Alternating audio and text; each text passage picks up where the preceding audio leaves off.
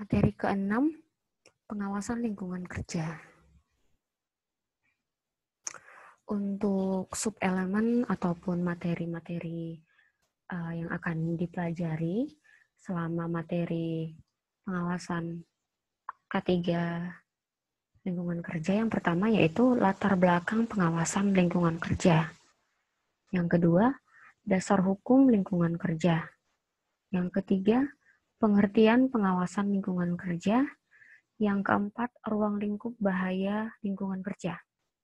Yang kelima, faktor-faktor dan pengendalian lingkungan kerja.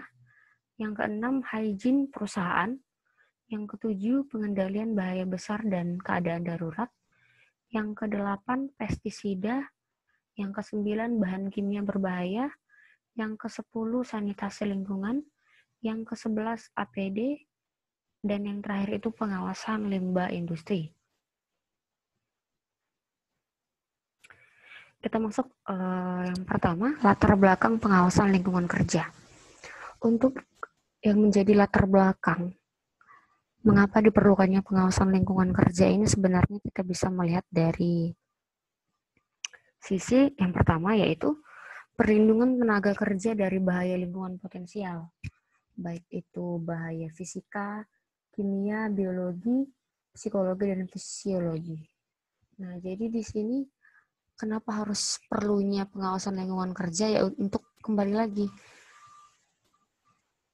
menjaga atau melindungi si tenaga kerja secara kesehatan. Nah, jadi bagaimana melindungi kesehatan tenaga kerja agar tetap yang namanya terhindar atau dibatasi pemaparannya terhadap faktor-faktor fisika, contoh kebisingan, radiasi, terus getaran, suhu, tekanan berlebih. Nah, untuk dari bahaya faktor kimia seperti penggunaan APD saat penanganan bahan kimia, terus juga untuk bahan-bahan kimia yang digunakan di perusahaan itu memang sudah ada MSDS atau Material Safety Data Sheet-nya. Jadi untuk penanganannya itu memang sudah benar-benar sesuai dengan SOP yang ada.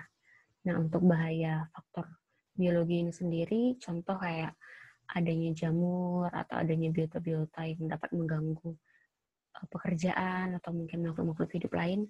Jadi bagaimana pekerjaan kita itu tidak terpapar dengan biota-biota yang tidak menguntungkan. Nah, untuk faktor psikologi ini lebih ke faktor psikis pekerja. Jadi kalau misalkan di tempat kerja itu, misalkan selaku seorang atasan itu dapat lebih mengayomi bawahannya, memberikan pekerjaan itu tidak dengan tekanan yang lebih, seperti itu. Untuk faktor fisiologi atau ergonomi ini jadi lebih kayak setiap tenaga kerja kita awasi nih bagaimana dia melakukan proses kerja. Nah, jadi ketika dia melakukan proses kerja itu ya harus sesuai. Misalkan kalau bekerja di office, bagaimana cara duduk karyawannya. Jadi ketika duduk itu harus posisi punggung tegak, dan kalau misalkan dia sedang membaca itu harus memiliki jarak sekitar 30 cm dari bahan bacaan, memiliki penerangan yang baik, terus memiliki tinggi meja dan tinggi kursi yang sesuai dengan standar. Ya, untuk mencegah yang namanya di kemudian hari terdapat gangguan, entah itu low back pain atau mungkin gangguan skoliosis, gangguan lordosis dan kifosis terhadap struktur tulang dari karyawan tenaga kerja. Jadi untuk perlindungan dari bahaya lingkungan potensial ini lebih seperti perlindungan secara kesehatan tenaga kerja. Nah, yang kedua itu upaya keselamatan kerja. Nah, upaya keselamatan kerja ini ya bagaimana kita tetap menjaga si tenaga kerja ini tetap bekerja pada keadaan yang aman. Seperti itu. Dan yang terakhir, tingkat produktivitas. Jadi ketika tenaga kerja ini kita lindungi atau kita awasi kesehatan, keselamatan kerjanya, yang pasti produktivitas atau efektivitas pekerjaannya itu akan semakin meningkat. Nah, seperti itu. Nah, untuk dasar hukum pengawasan lingkungan kerja ini ada beberapa yang menjadi pedoman ataupun landasan regulasinya. Yang pertama, Undang-Undang Nomor 1 Tahun 1970 ada di pasal 2A, di pasal 3, di pasal 5, pasal 8, pasal 9, dan pasal 14. Yang kedua itu ada di Undang-Undang Nomor 3 Tahun 1969, yaitu tentang persetujuan konvensi ILO. Nah, ini ada persetujuan konvensi organisasi perburuhan internasional. Yang ketiga itu Perpem, Peraturan Pemerintah Nomor 7 Tahun 1973 tentang pestisida. Nah, untuk Perpem ini memuat yang namanya apa itu pestisida, bagaimana penanganan dan pengolahan pestisida, kadar-kadar penggunaan pestisida. Nah, seperti itu. Untuk yang keempat, ada Peraturan Pemerintah Nomor 11 Tahun 1975 tentang radiasi. Nah, di sini juga memuat apa itu radiasi, jenis-jenis radiasi, ada yang radiasi mengion dan tidak mengion, terus bagaimana penanganan, bagaimana pengolahan, bagaimana pekerjaan dengan bahan-bahan yang bisa mengalami yang namanya radiasi. Yang kelima, PMP, Peraturan Menteri Perburuhan Nomor 7 Tahun 1964 tentang kesehatan, kebersihan, dan penerangan. Nah, untuk peraturan ini mengacu kepada kesehatan dan kebersihan serta penerangan lingkungan. Jadi, untuk penerangan lingkungan ini, dia mengatur berapa luminios atau berapa intensitas pencahayaan yang baik untuk perkantoran, untuk pekerjaan di lapangan terbuka. Nah, ada di sini. Terus yang keenam itu ada Permenaker Nomor 3 Tahun 1985 tentang asbes. Nah, asbes ini di sini berapa kadar asbes itu sehingga dapat yang namanya menyebabkan gangguan kepada tenaga kerja. Yang ketujuh, Permenaker Nomor 3 Tahun 1986 tentang K3 pengelola pestisida. Bagaimana pengolahan pestisida. Pestisida itu sendiri adalah zat kimia atau senyawa kimia atau cairan kimia yang digunakan untuk membasmi hama. Seperti itu. Kedelapan, Kepmenaker Nomor 51 Tahun 1999 tentang NAB Fisika. NAB sendiri itu adalah nilai ambang batas. Jadi, batasan seseorang dapat terpapar suatu faktor-faktor fisika, baik itu kebisingan, radiasi, temperatur, suhu, getaran dalam 8 jam kerja per hari dan 40 jam kerja per minggu. Jadi untuk NAB fisika ini ya, tadi berapa nilai ambang batas yang dapat diterima seseorang dalam 8 jam kerja per hari, baik itu dari getaran, kebisingan, dan lain-lain. Yang ke-9 itu ada Kepmenaker Nomor 187 Tahun 1999 tentang pengendalian BKB atau bahan kimia berbahaya. Jadi bagaimana cara pengendalian dan penanganan jika menggunakan yang namanya bahan kimia berbahaya. Untuk bahan kimia berbahaya sendiri, ada yang bahan kimia yang bersifat korosif, bahan kimia yang bersifat inflammable atau yang mudah terbakar, bahan kimia yang mudah meledak, gitu, atau mudah menimbulkan yang namanya percikan api. Nah, bagaimana cara pengendaliannya itu ada di Kepmenaker 187 tahun 1999. Yang ke-10, Inmenaker Instruksi Menteri Tenaga Kerja Nomor 2 Tahun 1984 tentang pengesahan APD. Nah, untuk pengesahan APD ini apa-apa aja APD wajib yang dimiliki oleh seorang tenaga kerja. Yang ke-11 itu SE Menaker Surat Edaran Menteri Tenaga Kerja Nomor 1 Tahun 1997 tentang NAB faktor kimia. Jadi nilai ambang batas seperti yang Kepmenaker Nomor 51 tadi, NAB itu seberapa paparan yang dapat diterima oleh seorang tenaga kerja dalam jangka kerja 8 jam normal untuk faktor-faktor kimia. Seperti itu. Dan yang ke-12 yang terakhir itu ada Permen nomor 5 tahun 2018 tentang K3 lingkungan kerja. Nah, untuk permen yang terbaru ini, di sini sudah memuat 5 faktor-faktor yang menjadi faktor potensial bahaya untuk lingkungan kerja. Sudah ada NAB-nya juga. Baik itu faktor fisika, faktor kimia, faktor biologi, faktor psikologi, dan faktor fisiologi atau ergonomi. Untuk pengertian pengawasan lingkungan kerja. Apa sih pengertian pengawasan lingkungan kerja? Nah, pengawasan lingkungan kerja menurut Undang-Undang menurut Permen 5 tahun 2018 merupakan rangkaian kegiatan pengawasan terhadap pemenuhan pelaksanaan peraturan perundangan atas objek lingkungan kerja. Yang mana lingkungan kerja yang dimaksud di sini merupakan identifikasi dan evaluasi faktor lingkungan yang memberi dampak pada kesehatan lingkungan. Jadi pengawasan lingkungan kerja ini lebih ke pengawasan faktor-faktor yang dapat menjadi potensi bahaya di lingkungan kerja. Nah, tadi yang saya sebutkan di atas, dari faktor fisika, kimia, biologi, psikologi, dan fisiologi atau ergonomi. Itu yang akan diawasin untuk lingkungan kerja. Ruang lingkup bahaya lingkungan itu ada faktor lingkungan kerja ataupun potensi bahaya lingkungan kerja. Yang kedua itu hygiene perusahaan. Yang ketiga bahaya besar dan keadaan darurat.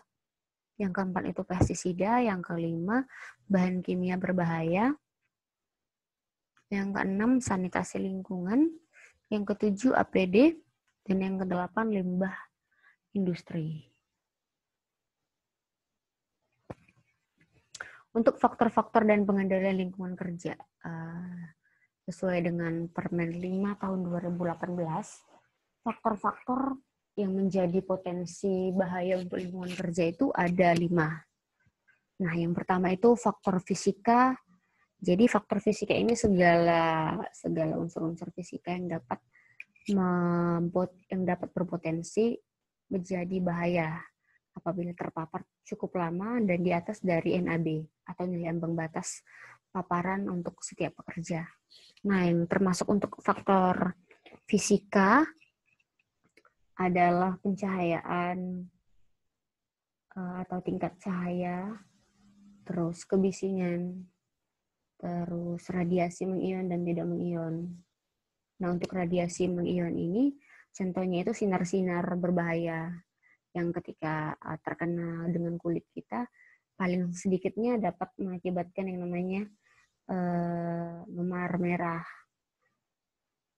ruam merah seperti itu, yang paling fatal dapat mengakibatkan mungkin sel-sel kulit kita akan terputus atau terkoyak. Contoh untuk radiasi mengion ini adalah sinar alfa, beta, dan omega. Sedangkan untuk radiasi tidak mengion, contohnya itu sinar UV, terus infrared. Nah, untuk sinar-sinar dalam batas tertentu yang tidak akan berbahaya sebenarnya untuk terpapar oleh manusia. Karena untuk panjang gelombang suatu sinar itu dikatakan berbahaya apabila melewati dari panjang gelombang yang dapat masih tertoleransi seperti itu. Kalau misalkan dia contoh infrared, ketika dia pada batas panjang gelombang tertentu itu tidak berbahaya, tapi ketika di atas dari panjang gelombang yang dapat diterima oleh manusia itu sebenarnya juga akan berbahaya seperti itu. Yang kedua itu faktor kimia. Jadi untuk faktor kimia ini segala penggunaan bahan-bahan kimia yang dapat berpotensi bahaya terhadap tenaga kerja. Contoh pengolahan benzen atau pengolahan amoniak, pengolahan hidrogen sulfit, atau mungkin juga hidrogen klorat. Nah, jadi batasan-batasan tertentu ada nih untuk nilai ambang batas penggunaan dari bahan-bahan kimia dan bagaimana cara penanganannya. Yang ketiga itu faktor biologi. Untuk faktor biologi ini segala makhluk hidup yang dapat berpotensi bahaya untuk lingkungan kerja. Nah, yang termasuk di faktor biologi ini, kalau misalkan tempat kerjanya itu seperti perkebunan, mungkin faktor biologinya ini masuk kayak hewan-hewan buas, hewan-hewan yang memiliki bisa racun, atau hewan-hewan yang dapat mengganggu yang namanya keselamatan tenaga kerja. Nah, kalau misalkan pekerjaannya itu tempat kerjanya ada di tempat suhu yang lembab, nah mungkin untuk seperti lumut dan biota-biota yang mengganggu itu masuk ke faktor biologi. Yang keempat itu faktor psikologi atau faktor psikis mental dari tenaga kerja, ini masuk juga sebagai faktor yang berpotensi berbahaya.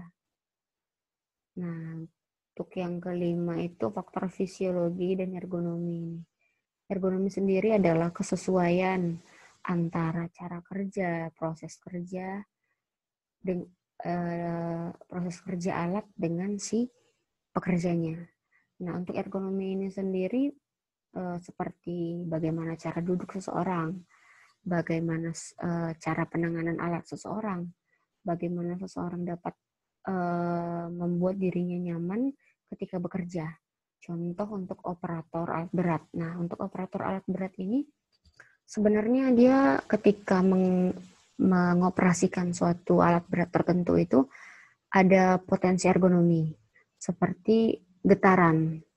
Nah, ketika seseorang itu tidak membuat atau menempatkan pekerjaannya itu pada posisi yang aman, ketika bekerja 8 jam sehari itu dia mungkin bakalan mengalami belum terlalu terpapar yang namanya faktor ergonomi ini. Tapi ketika bekerja itu sudah dalam jangka waktu yang lama, mungkin dia lama-kelamaan akan mengalami yang namanya low back pain.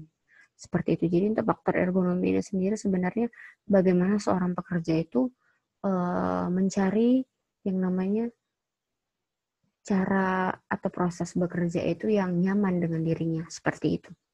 Yang nyaman di sini juga harus sesuai dengan standar dan sesuai dengan rekomendasi. Contoh untuk cara duduk itu jangan sampai membungkuk. Diusahakan atau direkomendasikan untuk duduk itu dengan tegak. Jadi untuk menghindari yang namanya kifosis dan lordosis. Seperti itu. Dan juga untuk kalau misalkan operator alat berat yang tadi mungkin dengan menambah bantalan di kursi dan juga menggunakan yang namanya sarung tangan atau safety gloves ketika menyetir atau membawa alat berat supaya untuk menghindari yang namanya getaran itu tadi langsung tersentuh dengan organ tubuh atau bagian tubuh tertentu. Seperti itu. Yang selanjutnya untuk hygiene perusahaan adalah ilmu dan seni pengenalan, penilaian dan pengendalian faktor bahaya dari lingkungan kerja yang digunakan untuk tindakan korektif agar pekerja dan masyarakat terhindar dari efek sampingan kemajuan teknologi. Untuk tahapan hygiene perusahaan itu yang pertama pengenalan lingkungan. Jadi untuk pengenalan lingkungan ini kita bisa melakukan observasi, baik itu pemantauan atau pemantauan secara langsung, ataupun mungkin dengan wawancara terhadap pekerja yang berada di sekitaran lingkungan kerja, ataupun mungkin dengan melakukan kuesioner. Itu dia untuk pengenalan lingkungan kerja. Jadi yang selanjutnya untuk B, penilaian lingkungan. Nah, untuk penilaian lingkungan ini bisa secara kualitatif dan kuantitatif. Nah, untuk secara kuantitatif ini lebih ke nilai. Ketika lingkungan ini dengan keadaan seperti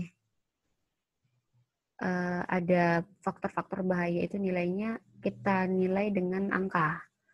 Nah, jadi itu ketika suatu lingkungan kerja kita ini memiliki potensi bahaya yang tinggi itu nilai lingkungannya itu sebenarnya makin tinggi nilainya, tetapi untuk tingginya nilai ini faktor bahayanya juga semakin tinggi. Seperti itu dia untuk penilaian lingkungan. Nah, untuk penilaian lingkungan ini juga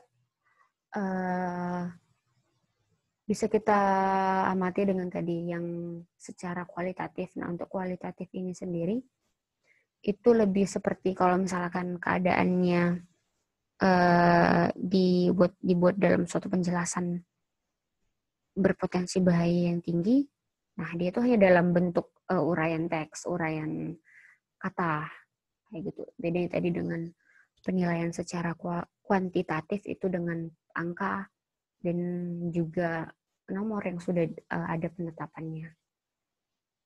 Selanjutnya itu pengendalian lingkungan. Nah, setelah kita kenali lingkungan kita berikan penilaiannya, kita kendalikan. Nah, yang dikendalikan itu adalah bahayanya. Nah, ketika yang menjadi bahaya, misalkan kita lihat untuk di lingkungan kerja pengelasan. Nah, bahayanya itu ada mungkin di ergonomi. Nah, jadi kita kendalikan nih ergonominya. Kita kendalikan bagaimana posisi yang baik dan benar saat melakukan pengelasan. Kalau misalkan faktor bahayanya itu ada dari sisi fisika, kita bisa kendalikan nih. Misalkan mungkin di penerangan atau mungkin di kebisingan. Nah, kita bisa kendalikan dengan cara apa? Tenaga kerja itu kita prepare, kita persiapkan dengan APD yang lengkap dan terstandar. Seperti itu. Selanjutnya, pengendalian bahaya besar dan keadaan darurat. Nah, untuk pengendalian bahaya besar dan keadaan darurat ini bagaimana kesiapan sebagai tenaga kerja itu untuk yang namanya pengendalian ketika terjadi bahaya besar dan keadaan darurat. Bahaya besar yang dimaksud di sini itu contoh ketika ada bahaya-bahaya tertentu yang dapat mengakibatkan yang bisa dinamakan dengan bencana. Contohnya nih untuk pekerjaan di bidang-bidang kimia. Nah, untuk bahaya besarnya itu mungkin peledakan. Nah, ketika suatu bahan kimia tertentu tidak ditangani dengan baik dan benar dan tidak sesuai SOP, bisa mengakibatkan yang namanya peledakan atau kebakaran atau juga keadaan-keadaan darurat lainnya. Jadi bagaimana cara pengendaliannya itu? Yang pertama pembentukan yang namanya ERT, Emergency Rescue Team, tim emergensi darurat, tim keadaan darurat. Nah, untuk tim keadaan darurat ini harus kita bekali nih dengan pelatihan sih response plan. Bagaimana rencana atau plan tanggap darurat. Nah, jadi ketika nih misalkan terjadi keadaan darurat kebakaran, jadi kita sudah yang namanya membuat rencana keadaan darurat. Jadi bagaimana rencana evakuasi mulai nih ketika misalkan tempat kerja kita itu memiliki 3 lantai kerja. Jadi tiap lantai kerja itu sudah disiapkan nih satu tim emergency. Untuk di A si A, di B si B, dan di tingkat ketiga itu si C. Jadi ketika terjadi keadaan darurat, yang bertanggung jawab untuk lantainya masing-masing itu mereka sudah punya emergency response plan yang pasti untuk setiap lantai itu penanganan darurat itu berbeda. Apalagi kalau misalkan dia itu berada di lantai yang paling tinggi. Nah, jadi bagaimana rencana evakuasi, rencana keadaan darurat seperti mengarahkan tenaga-tenaga kerja lainnya menuju pintu darurat, di mana pintu-pintu darurat tertentu. Nah, itu masuk di emergency response plan. Yang kedua itu pembuatan prosedur keadaan darurat. Nah, untuk pembuatan prosedur keadaan darurat ini kembali lagi membuat yang namanya pemetaan. Jadi pemetaan ini denah keadaan darurat. Jadi di setiap ruangan itu sebenarnya harus kita buat yang namanya denah keadaan darurat. Di denah itu dimuat lokasi kita saat ini dan di mana lokasi exit darurat terdekat dan bagaimana jalur menuju pintu darurat atau exit darurat terdekat. Nah, itu harus dimuat untuk di prosedur keadaan darurat. Yang keempat itu latihan dan drill. Latihan dan drill ini direkomendasikan minimal 1 kali dalam 6 bulan. Jadi ada pepatah mengatakan kalau misalkan kita sering melakukan latihan, jadi itu lebih terkonsep. Nah, ketika terjadi keadaan darurat itu jangan terlalu panik nih. Ingat aja apa-apa saja yang sudah pernah dilatih. Ingat apa-apa saja yang sudah pernah di drill seperti itu. Jangan ketika keadaan darurat kadang seseorang itu sudah malah jadi lebih panik seperti itu. Ketika panik malah keadaan itu sebenarnya semakin berbahaya. Seperti itu. Yang kelima, pengendalian keadaan darurat. Pengendalian keadaan darurat ini ya kembali lagi dari sisi ketika seseorang itu sudah sering melakukan drill dan latihan, itu pasti sebenarnya lebih mudah. Untuk pengendalian keadaan darurat ini sebenarnya lebih ke psikologi seorang PRT, seorang tim emergensi darurat kayak gitu. Jadi bagaimana dia dapat mengalahkan kepanikannya untuk dapat menyelamatkan jiwanya sendiri dan jiwa teman-temannya. Seperti itu, jiwa teman-teman kerjanya. Terus yang terakhir itu pemulihan keadaan darurat. Untuk pemulihan keadaan darurat ini, ya bagaimana cara kita untuk mengembalikan situasi, mengembalikan keadaan kerja itu agar seperti semula. Nah, setelah terjadi yang namanya keadaan darurat atau bahaya besar dan bencana, bagaimana caranya kita mengendalikan, memulihkan keadaan yang sekarang itu agar setidaknya kembali seperti keadaan sebelumnya. Untuk pemulihan ini atau sering kita sebut dengan yang namanya rehabilitasi.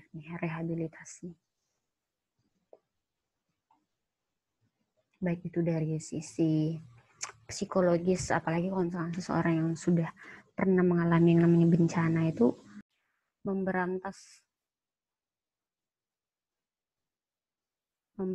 rerumputan, mematikan atau mencegah pertumbuhan yang tidak diinginkan, mengatur atau merangsang pertumbuhan tanaman, memberantas atau mencegah hama pada hewan dan ternak, memberantas atau mencegah hama air, memberantas atau mencegah binatang dan jasad renik, memberantas atau mencegah binatang yang dapat menyebabkan penyakit pada manusia dan hewan. Nah, pestisida ini sendiri mungkin kalau misalkan contoh pekerjaan di perkebunan nih. Untuk perkebunan pasti sering nih menggunakan yang namanya pestisida.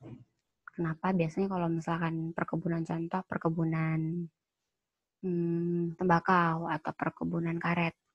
Nah, jadi itu memang ada nih dinamakan perlakuan pemberian pestisida untuk tanaman-tanaman liar yang berada di sekitar tanaman pokok kayak gitu. Jadi untuk pestisida ini sendiri ya bagaimana sebenarnya menggunakan si zat kimia itu untuk membasmi hama ataupun penyakit yang dapat merusak tanaman dan hasil pertanian seperti itu. Tetapi untuk penggunaannya sendiri ada yang namanya takaran. Nah, untuk takaran-takaran tertentu nih misalkan untuk pestisida yang harus ada pencampuran air. Nah, untuk itu ada dia namanya takaran untuk dengan kadar sekian miligram atau sekian mililiter dicampurkan dengan air berapa liter. Nah, itu masuk tuh nanti itu di bagian pestisida ada dia yang namanya bagaimana pengukuran atau penakaran penggunaannya. Selanjutnya ada bahan kimia berbahaya. Syarat penyimpanan dan penanganan bahan kimia berbahaya secara aman itu yang pertama, kenali sifat dan karakteristik bahan. Nah, untuk sifat dan karakteristik bahan ini kita bisa melihat nih kalau misalkan dia bahan kimia itu yang pasti harus ada MSDS, Material Safety Data Sheet. Nah, jadi di MSDS ini sudah tercantum nih untuk zat kimia ini, untuk bahan kimia ini kira-kira dia ini termasuk ke bahan apa? Bahan yang korosif atau yang mudah berkarat, bahan yang inflammable atau yang mudah menimbulkan api atau percikan api, atau bahan yang eksplosif, bahan yang mudah meledak. Nah, jadi kita harus bisa mengenali nih, ketika bahan kimia yang korosif itu bagaimana cara penanganannya. Untuk penanganan bahan kimia yang inflammable dan explosion yang mudah terbakar ataupun mudah meledak itu bagaimana cara penanganannya itu ada. Seperti untuk penyimpanannya juga ada. Kayak gitu, bagaimana cara penyimpanan bahan-bahan yang korosif, eksplosif, dan inflammable itu ada dia. Jadi itu sudah direkomendasikan yang dinamanya di MSDS. Yang kedua itu gunakan alat proteksi yang direkomendasi untuk tempat atau alat penyimpanan untuk manusia yang menangani. Nah, untuk ini sih apalagi di tempat penyimpanan bahan-bahan yang mudah meledak. Nah, biasanya untuk orang-orang atau operator ataupun teknisi yang sering berada di sekitar tempat penyimpanannya itu memang harus dilengkapi dengan APD yang khusus kayak gitu. Mungkin APD-nya itu seperti menggunakan yang namanya coverall, menggunakan safety goggles, menggunakan APD yang full seperti itu agar mengurangi yang namanya pencemaran atau mengurangi kontaminasi dengan bahan kimia berbahaya.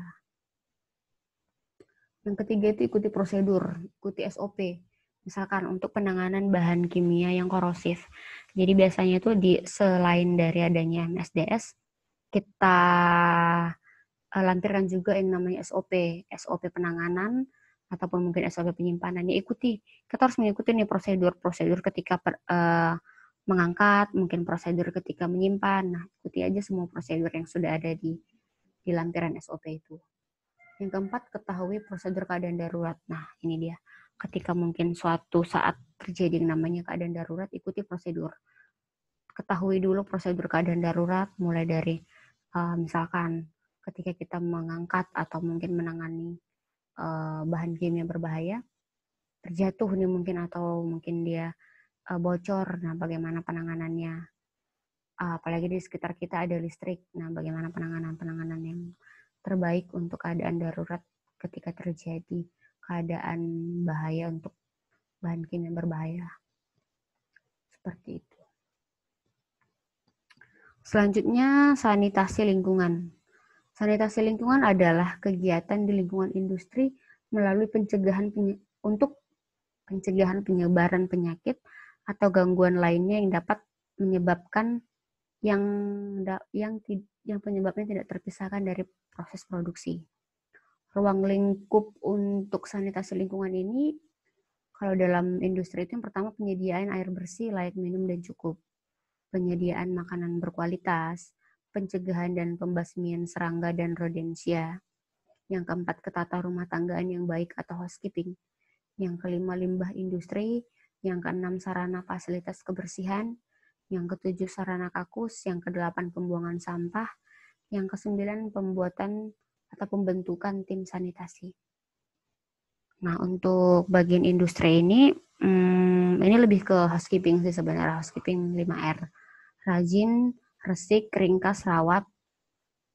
5R, rajin, resik, ringkas, rawat, dan rapi. Nah, untuk sanitasi ini banyak ruang lingkupnya itu seperti kayak penyediaan air bersih. Jadi untuk air bersih sendiri sudah dilakukan terlebih dahulu untuk pengukuran kesesuaian pH. Terus penanganan mungkin penyediaan makanan berkualitas ini yang pasti kalau misalkan kita menggunakan catering atau jasa penyiapan makanan itu ya harus kita lihat nih, kita pantau untuk si penyedia makanan ini bagaimana penanganan bahan makanannya itu harus memang benar-benar dipantau, diawasin seperti itu. Untuk pencegahan dan pembasmian serangga mungkin dengan rutin melakukan yang namanya fogging atau pengasapan. Nah, untuk tata rumah tangga ini housekeeping. Untuk limbah industri, ya bagaimana penanganan limbah industri perusahaan agar tidak mencemari yang namanya lingkungan hidup. Dan sebagainya. Terus untuk di luar industri itu kebersihan pekarangan. Ini yang sering kita dengar dengan 7K, kebersihan, kerapian, keindahan, kenyamanan, keasrian. Seperti itu dia untuk di luar dari industri. Selanjutnya APD atau PPE. Nah, untuk APD ini sesuai dengan Undang-Undang Nomor 10 tahun 2010 itu ada disebutkan APD ini sebenarnya adalah penggunaan alat pelindung yang dapat mencegah atau melindungi sebagian atau seluruhnya organ atau tubuh seseorang dari paparan bahaya atau potensi bahaya. Untuk APD wajib yang dimiliki seseorang itu ada 5.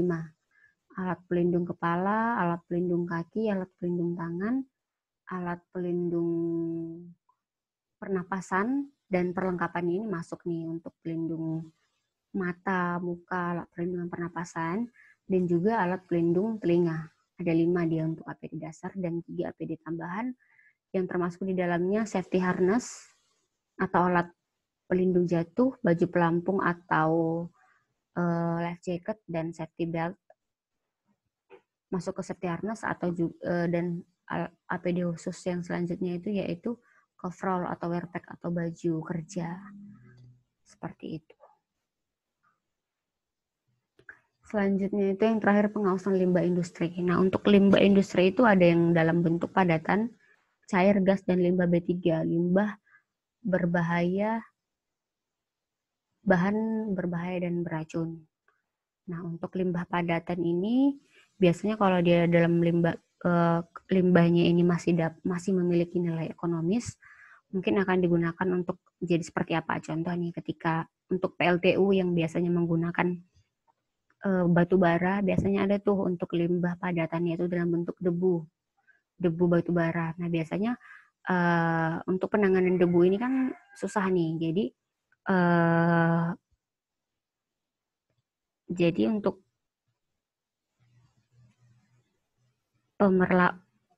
perlakuannya itu si debu tadi ini dijadikan yang namanya batako. Walaupun sebenarnya bakalan menggunakan peralatan teknologi lain, tapi yang pasti untuk limbah itu jadi berkurang kalau misalkan kita harus membuang kemanakah gitu. Jadi ada yang lebih ke nilai ekonomis. Selanjutnya untuk limbah cair. Nah, untuk limbah cair apalagi tempat-tempat industri yang banyak menggunakan bahan-bahan kimia, diharapkan untuk limbah cairnya ini sudah ditreatment atau diberikan campuran apakah terlebih dahulu agar kalau misalkan limbah cairnya ini berbahaya itu sudah ditreatment, sudah dimurnikan terlebih dahulu. Sehingga ketika dibuang atau dialirkan ke masyarakat atau ke limbah umum itu tidak menjadi pencemaran. Seperti itu. Untuk limbah gas, contoh nih ketika penggunaan yang namanya tadi untuk PLTU. Jadi untuk penanganannya itu dibuatkan yang namanya stek atau cerobong asap. Nah, cerobong asapnya ini dibuat biasanya itu sekitar 200 meter tingginya. Nah, dengan tinggi segitu ya mungkin tidak terlalu mencemari lingkungan masyarakat, tapi mungkin mencemari yang namanya awan seperti itu. Jadi bagaimana caranya agar limbah produksi kita ini, limbah industri ini tidak mencemari yang namanya lingkungan hidup masyarakat.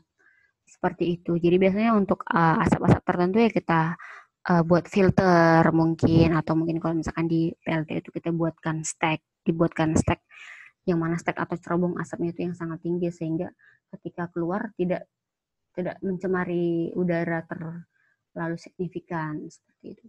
Dan yang terakhir itu limbah B3, limbah bahan kimia berbahaya dan beracun. Nah, untuk B3 ini sendiri biasanya itu kita berhubungan langsung nih dengan Menteri atau Kementerian Lingkungan Hidup. Bagaimana mengatasi atau bagaimana menangani yang namanya B3 ini memang harus ada izinnya terlebih dahulu.